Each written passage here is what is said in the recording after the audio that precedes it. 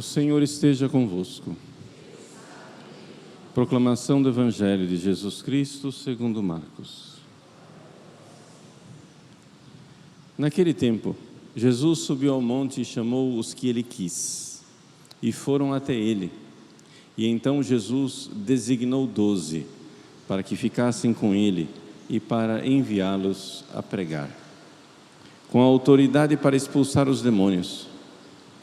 Designou, pois, os 12: Simão, a quem deu o nome de Pedro, Tiago e João, filhos de Zebedeu, aos quais deu o nome de Boanerges, que quer dizer filhos do trovão, André, Filipe, Bartolomeu, Mateus, Tomé, Tiago, filho de Alfeu, Tadeu, Simão, o cananeu, e Judas Iscariotes, aquele que depois o traiu. Palavra da salvação.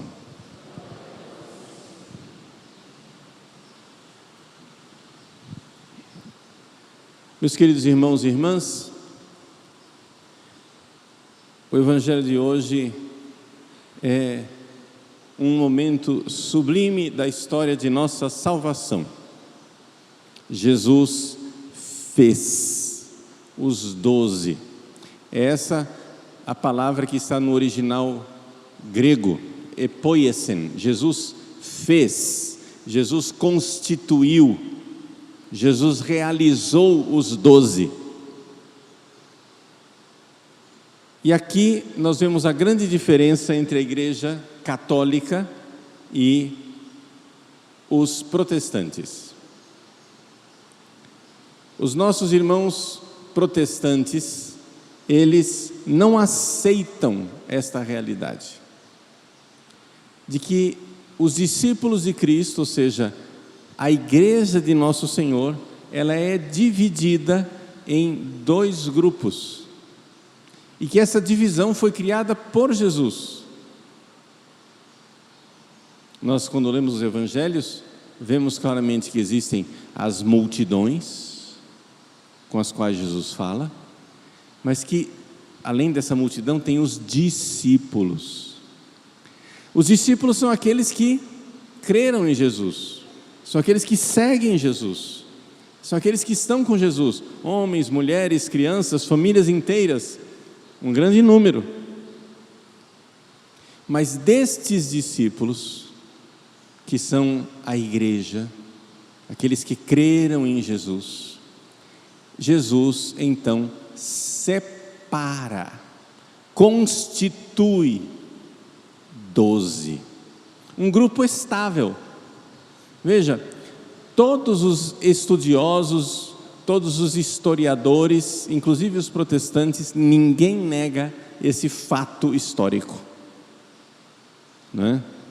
Existe um famoso teólogo protestante chamado Joaquim Jeremias, é um alemão, que durante o século XX, ele passou a vida pesquisando, não é? Com grande rigor, até excessivo, rigor científico, procurando as ipsissima verba Christi, ou seja, as mesmíssimas palavras de Cristo. O que é que levou esse teólogo protestante a fazer isso?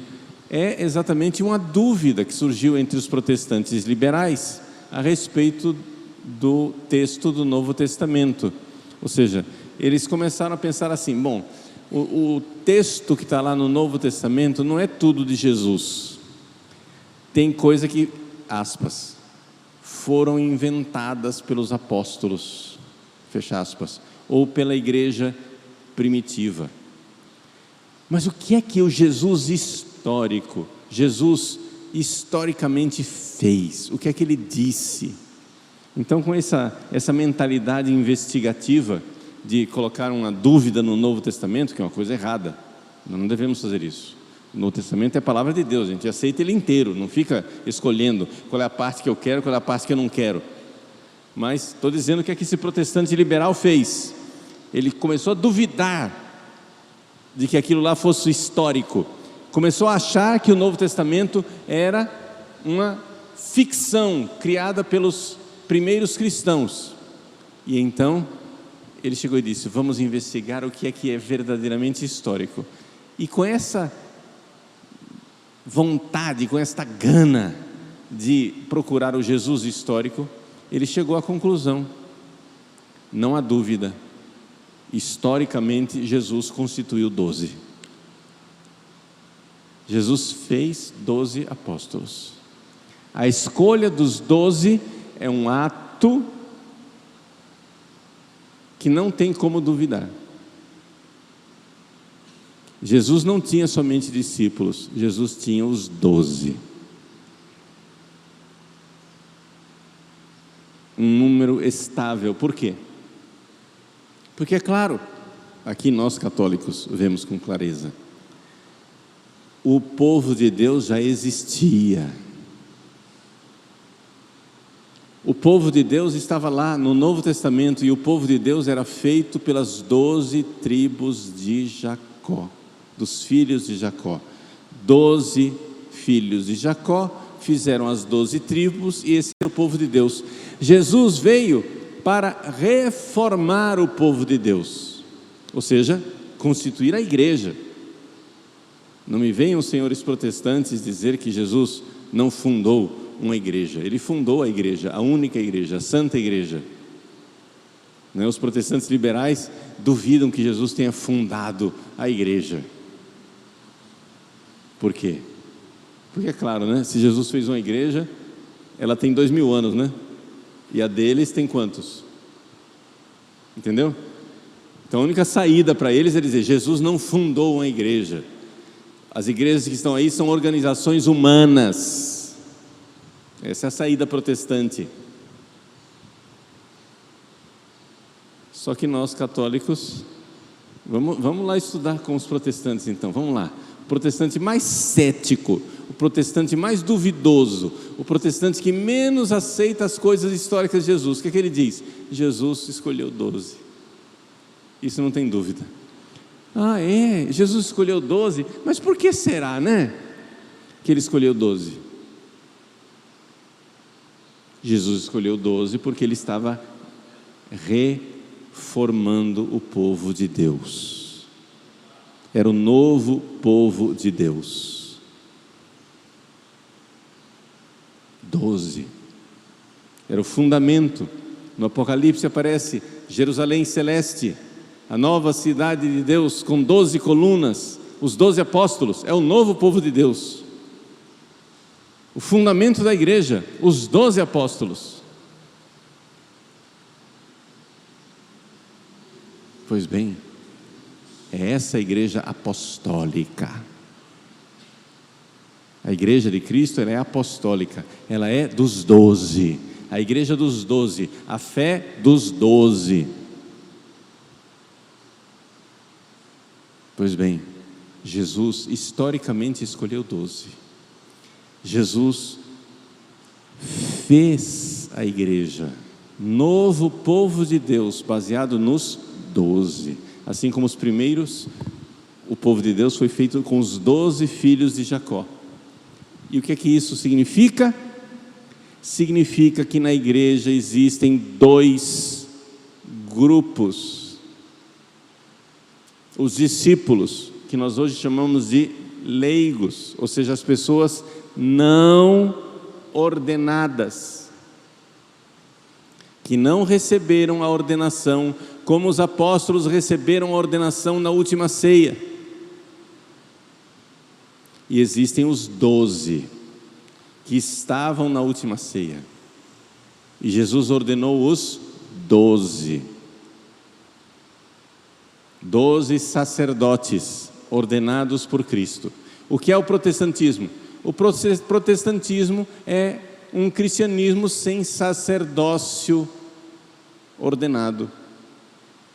Eles acham que só tem um grupo na igreja, são os batizados, acabou. Os pastores não têm poder a mais ou poder a menos que os leigos, são todos batizados. Quem é o pastor? O pastor é só um funcionário da comunidade, é alguém que está lá para pregar. O povo gostou daquele pregador, contrata ele. Não gostou, manda embora. Mas ele não tem poder. Nós católicos cremos que não é assim. Jesus criou a igreja com 2 grupos. Ele fez, o evangelho de hoje, ele fez os 12. Epoiesen, ele constituiu os 12. Ele criou esse grupo. Ele criou os ministros ordenados. Portanto, deu a eles poder. E esse poder será o poder de pregar a palavra com a sua autoridade e depois de administrar os sacramentos que ele irá instituir. Na última ceia, quando Jesus pega o pão, pega o vinho, diz: fazei isso em memória de mim. Fazei. Ele está ordenando o sacramento da ordem. Fazei. Quando Jesus manda, Jesus dá o poder. Fazer a Eucaristia, a transubstanciação do pão e do vinho. Aqueles a quem perdoardes os pecados serão perdoados, aqueles a quem não perdoardes lhes serão retidos. Tudo isso está na Bíblia. Aquela mesma que o protestante usa, não é diferente. Jesus fez os 12, deu a eles o poder de celebrar a Eucaristia e deu a eles o poder de perdoar os pecados. Jesus fez isso, historicamente. Até mesmo os céticos admitem isso. Até mesmo os mais duvidosos admitem isso. Jesus também fez uma outra coisa. No meio desses 12, ele também, de caso pensado, sabendo das coisas, sabendo o que estava fazendo, ele escolheu Judas. Quem é Judas? É um dos apóstolos que recebeu de Jesus todas as graças para ser fiel. Todas as graças para ser São Judas Iscariotes. Judas poderia ter sido um grande santo.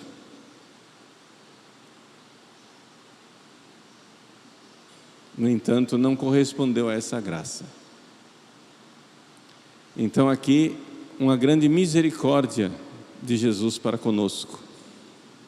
A misericórdia de ter escolhido Judas, para que nós não nos escandalizássemos quando no futuro a igreja tivesse a dificuldade dos maus pastores, a miséria dos maus ministros, a miséria dos maus sacerdotes. Alguém, por favor, resolve aqui. Vamos.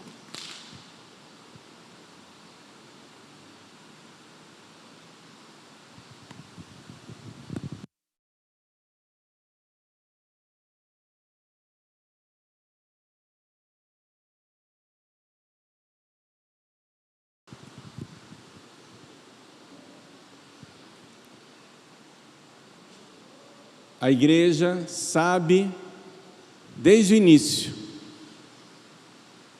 que existem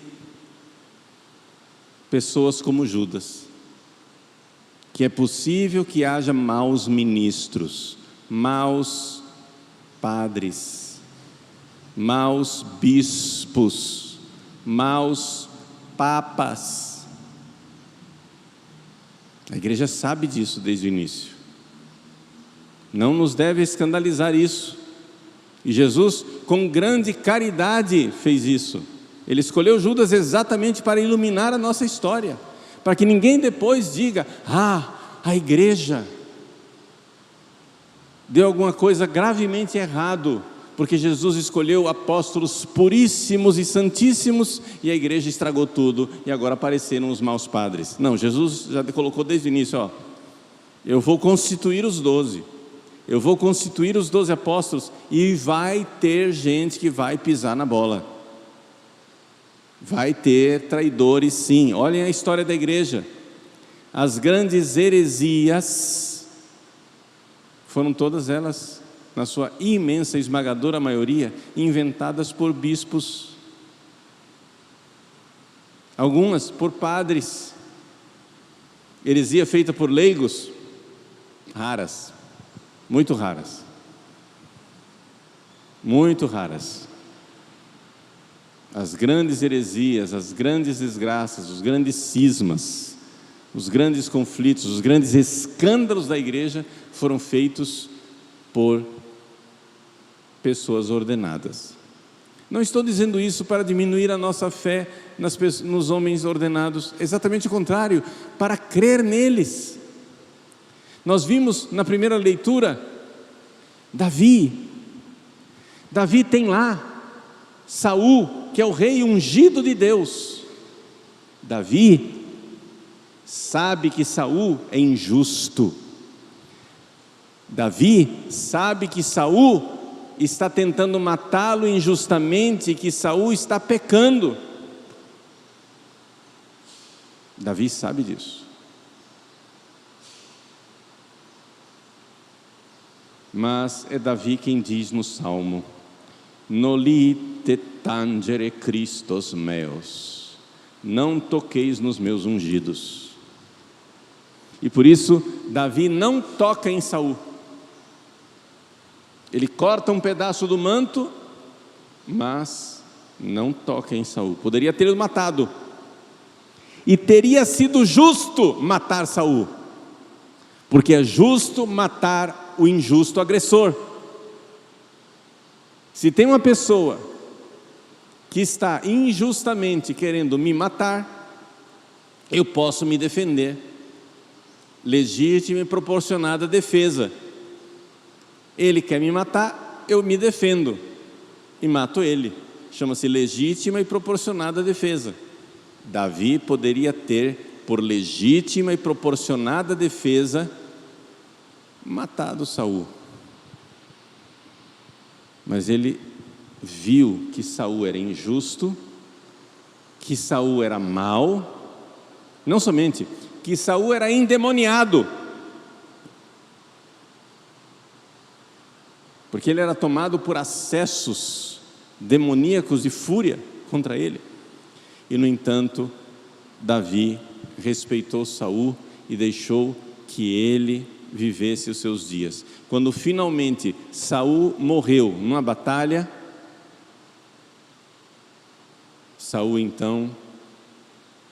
Davi então fez grande luto e grande pesar pela morte do ungido do Senhor.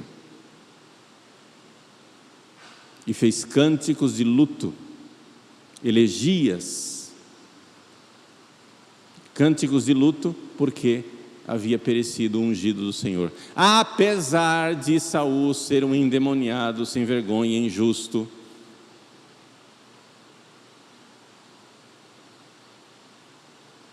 qual é a atitude católica diante dos ungidos de Deus? Nós temos que distinguir a injustiça feita por Saul da unção que Deus colocou nele. E saber que, como Davi, resistiu às injustiças de Saul, Davi não cedeu, não foi lá colaborar com a injustiça de Saul, não, ele resistiu. Assim como Davi resistiu às injustiças de Saul, ao mesmo tempo respeitou Saul até o fim.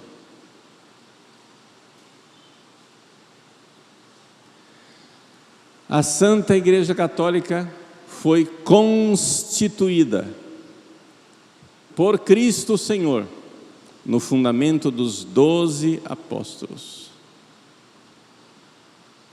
E Judas permaneceu apóstolo até o fim, até que ele mesmo tirou sua vida. E aí então a igreja escolheu Matias para substituí-lo, para que em Pentecostes estivessem novamente os 12, para receber o Espírito Santo, e ali o início da vida da igreja. A igreja sempre considerou que Judas estava no inferno. Não tem como ter a esperança de que não haja ninguém no inferno. É impossível. O inferno está cheio de bilhões de demônios. Não tem como estar vazio. A não ser que agora a gente diga que os demônios não existem. O inferno está lotado, cheio de bilhões de demônios. Essa é a fé da igreja. E a igreja sempre considerou que existem pessoas no inferno, e uma delas é Judas. E que Judas está no lugar mais profundo junto com Satanás. Porque assim como Jesus o elevou a uma grande honra para que ele fosse para o céu, assim também o pecado dele foi maior do que todos e se precipitou no mais baixo inferno. E portanto Judas está no inferno. A própria Sagrada Escritura chama ele de filho da perdição. Se ele é filho da perdição, é porque ele está perdido. Ele é o filho da perdição. E portanto, nós que cremos na Santa Igreja Católica, cremos na unção dos seus ministros. Rezamos por todos os sacerdotes ordenados, para que Deus os mantenha firmes na fé, e aqueles que precisam ser convertidos se convertam, para que não tenham o fim de Judas. O inferno de um padre, de um bispo ou de um papa é um inferno muito cruel, porque eles foram grandemente eleitos, e por isso grande é a sua perdição. Rezemos, rezem por mim, para que eu não me perca, para que eu não seja tomado de soberba e comece a inventar uma religião que não é a de Cristo e pregar uma fé que não é a católica. Não, nós precisamos, com Davi, estar unidos num só povo de Deus, sem tocar os ungidos, sem agredi-los, resistindo às injustiças quando elas acontecerem, mas com profunda piedade filial. A piedade dos filhos que reconhecem a unção do Pai. Rezar muito, crer muito, amar muito. Porque Deus fez sua igreja e constituiu os 12. Não somos protestantes. Essa é a fé da igreja, una, santa, católica e apostólica. E nessa fé nós queremos viver e morrer.